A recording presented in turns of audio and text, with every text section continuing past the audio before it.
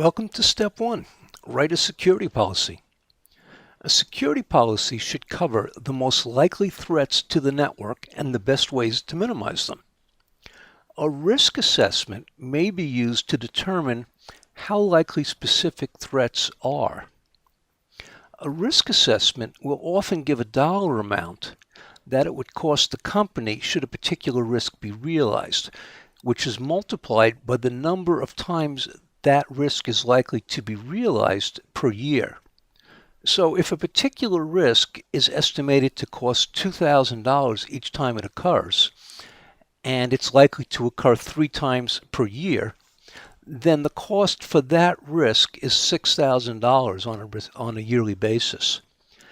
A different risk might be estimated to cost $5,000 each time it occurs, and it may be likely to occur 7 times a year. Then that risk would cost $35,000 on a yearly basis. So it would make sense to give a higher priority to the second risk and to spend more money and time on it. Now, if a risk has a very small dollar amount and it's not likely to occur very often, then you might decide to simply forget about that risk altogether and not even bother with it.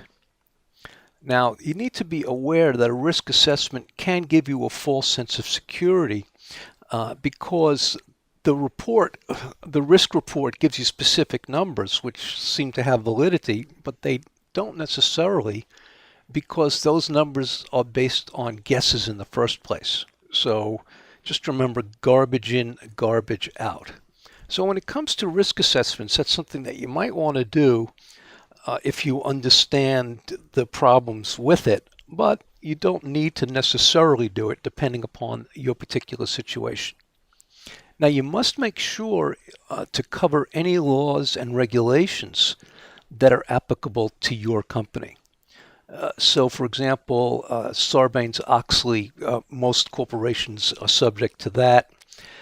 You might be subject to HIPAA if you are a medical company, or if you are using credit cards, there are special regulations for that. So you need to make sure that any of those that your company needs to abide by are in fact included in the security policy.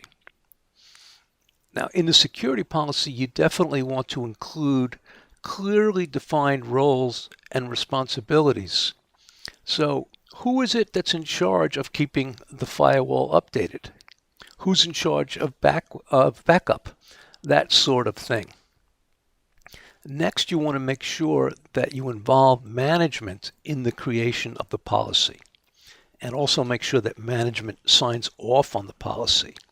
Now, the reason why you want to do this is so that your policy has teeth, meaning that supposing a security analyst in the IT department writes this policy and puts it out, users might simply ignore it.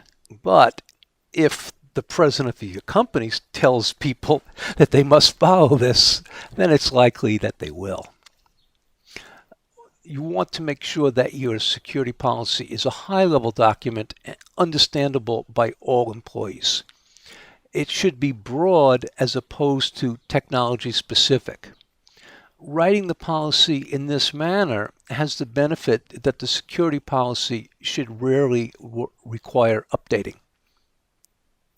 Now, based on the security policy, technology-specific procedures can be written. So it's assumed that as time goes on, procedures will need to be rewritten, but the security policy should not.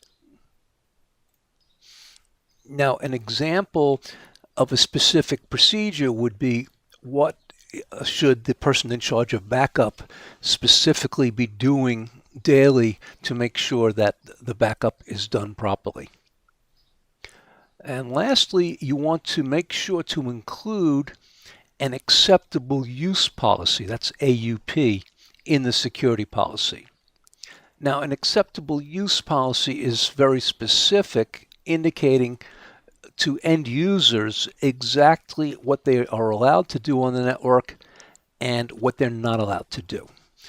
For example, they might be allowed to use internet for personal purposes, or maybe they're not allowed to. Likewise with email, are they allowed to use email for personal purposes or not? Or maybe maybe they're allowed to only use it outside of their shift, that kind of thing. Usually new employees will be required to sign the acceptable use policy at the time that they're being hired to indicate that they understand it and will abide by it. That's the end of step 1. We will see you soon in step 2.